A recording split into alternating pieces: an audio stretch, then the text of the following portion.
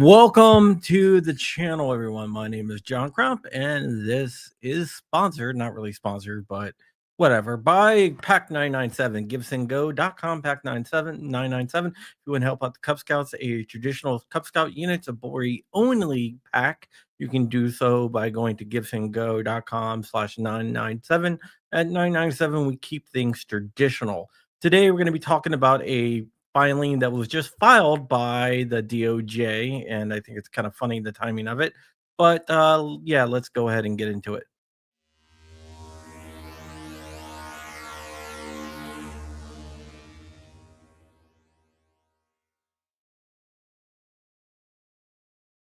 All right, all we are back, and we're going to be talking about what is going on in the Peterson case. You don't know, the Peterson case dealt with a man from Louisiana named George Peterson, who is a pretty cool guy. I've talked to him. And he was busted with a serial number without registration with the National Firearm Act of 1934. Here, and I will call that the NFA. So he was charged with NFA violations. It went to a district court where he was convicted. He appealed to a three-judge panel out of the Fifth Circuit Court of Appeals, which is usually a pretty good circuit, but they ruled against him, stating that that suppressors are just accessories. And in fact, the DOJ filed a brief stating that exact same thing, but they walked it back a little bit, which was definitely interesting. And they stated, suppressors are protected. Today, um, Helmut Dillon, the head of the Civil Rights Division, put out a video talking about all the great stuff that the DOJ has done with the Second Amendment. At the same time, literally as the video was premiering, a filing dropped from the DOJ in the Peterson case. Basically, the DOJ is in opposition to Peterson getting an en banc hearing. An en banc hearing is when the whole entire Fifth Circuit would hear the case. But the DOJ is against that. And you might be wondering, why is the DOJ against that if they are so pro Second Amendment? Well, I'm going to tell you their reasonings. They stated that the NFA is just a modest restriction on rights. You heard that right, a modest restriction on rights. And they stated that the NFA is 100% constitutional. Now, they did state that if the NFA applied to ordinary firearms, that it would probably not be unconstitutional. What do I mean by ordinary firearms? Well, they actually defined a suppressor and they called it a non-essential firearm accessory. Therefore, they state that it is consistent to be regulated under the NFA. They also stated that Peterson, when he said that the panel misapplied Bruin, that they didn't misapply Bruin.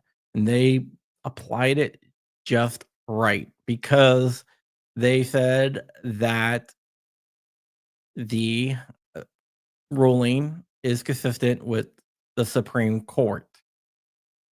Now, what happened was Peterson brought up another case called Coons versus New Jersey that challenged a 2022 law where New Jersey charged to go to a violent prevention fund to concealed weapons permits. The Justice Department says that is not a good example because the NFA is 91 years old and the New Jersey law was only from 2022. Therefore, it is all right because 90 years ago, I guess that's close enough to the founding era. Not really sure what they're trying to get at though. but I'm pretty sure that is still really, really far away from the founding era. So therefore, the NFA is constitutional as applied to suppressors. Once again, they said that if it applied to ordinary firearms, then the restrictions wouldn't probably be unconstitutional. But since it doesn't really apply to firearms, only firearm non-essential firearms accessories, then it is okay. So we had the DOJ walk back the suppressors are not protected firearms, and then they seem to put that back in this brief. I think it's kind of funny because the DOJ did state that they were protected firearms, and also under federal statute, they are recognized as firearms. So it looks like they are going against federal statutes here as well. Just wanted to bring you up to date on that. I do think it's funny that, or sad, whatever, that they put out a video about how pro Second Amendment they are, and at the same time drop this anti Second Amendment filing. I just want you to. I'm just going to read you a quote since I'm wrapping up here. Um, Let me see here. Replies. Uh, I asked for AAG Dylan for an explanation. Don't think I'm going to get one, but whatever. But this is what the DOJ wrote.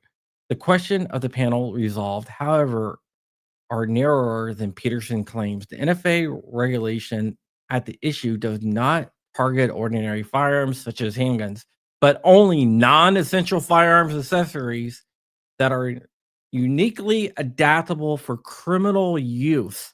You heard me right. They are trying to argue that suppressors are adaptable for criminal misuse. Basically trying to say suppressors are tools of criminals. Law-abiding citizens remain free to possess suppressors so long as they register them. Also, recent legislative changes mitigate Peterson's taxation concerns. And that basically goes into the one big beautiful bill, which at the time was not in. I get a little bit upset. So they're trying to back on the whole entire thing of saying that the suppressors are not protected firearms, that they're non-essential firearms accessories, which I thought they walked back, but apparently not. With that out of the way, I think we are going to be done here. Thank you so much for watching. Tomorrow there is a interesting hearing out of New York that deals with New York's assault weapons and magazine ban, and I will be streaming that tomorrow when it comes out. So stay tuned for that. And we're going to get out of here. Thank you so much. And with that, we're out of here. Bye.